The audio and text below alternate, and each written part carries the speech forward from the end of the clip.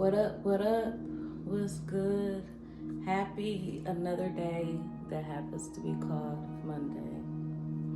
With child sexual abuse so prevalent in experiences, I wanted to take some time to talk about some common signs to tell if your kid has been exposed to age inappropriate sexual activity. To start off with, first I want to say that a lot of your sexuality is actually developed in childhood, just to put that out there. Sexuality is a normal thing for kids, a normal and healthy thing when it is age appropriate. That's the important part. The important word that you can't leave out, age appropriate.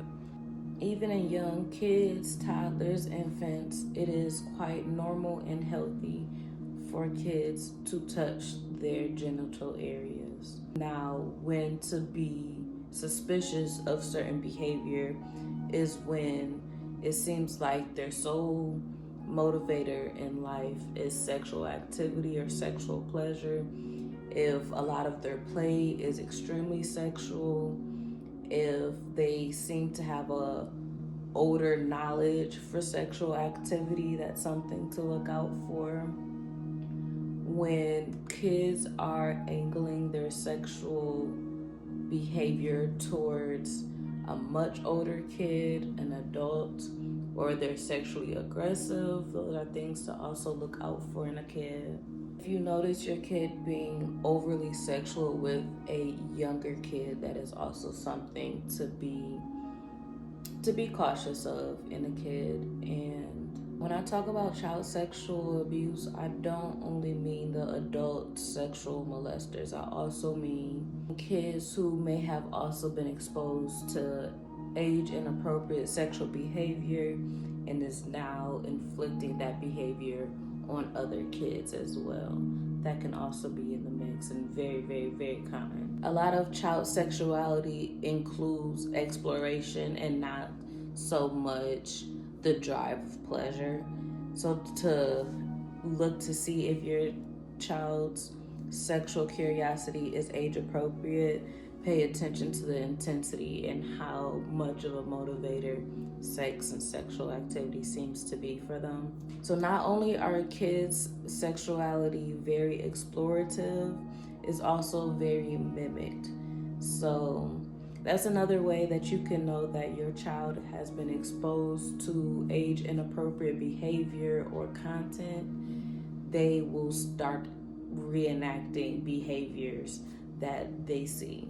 And so a healthy or typical behavior to see in kids is like playing house and more so of the intimacy connection that they see in parents. So you'll see kissing, light petting amongst kids, and that is completely normal in a child's sexuality.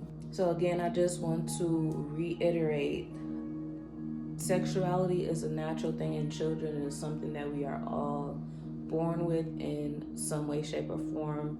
And a large sum of even your current sexuality is created when you are a child and developed it starts to develop when you're a child. It's a huge cycle of young kids being introduced to sexual activity super young and reenacting that behavior with other young kids. And it's this huge cycle of sexual trauma as children that's continuing and is not really talked about. And so not only is it important to talk about awareness so you can do better by other people, but it's also important so that you can do better by yourself, like for yourself. So I am a huge advocate when it comes to healing work against trauma, trying to combat trauma, especially childhood trauma. And so take this information for yourself as well and not just to help other people. I hope this mini discussion about child sexuality taught you something. I hope that you take something from this conversation. If you are somebody who has gone through any type of sexual assault or child sexual abuse, know that it is not your fault ever. It's never your fault, ever, ever, ever. And I'm so sorry that that happened to you. And I hope that you can take steps to start to heal from that trauma.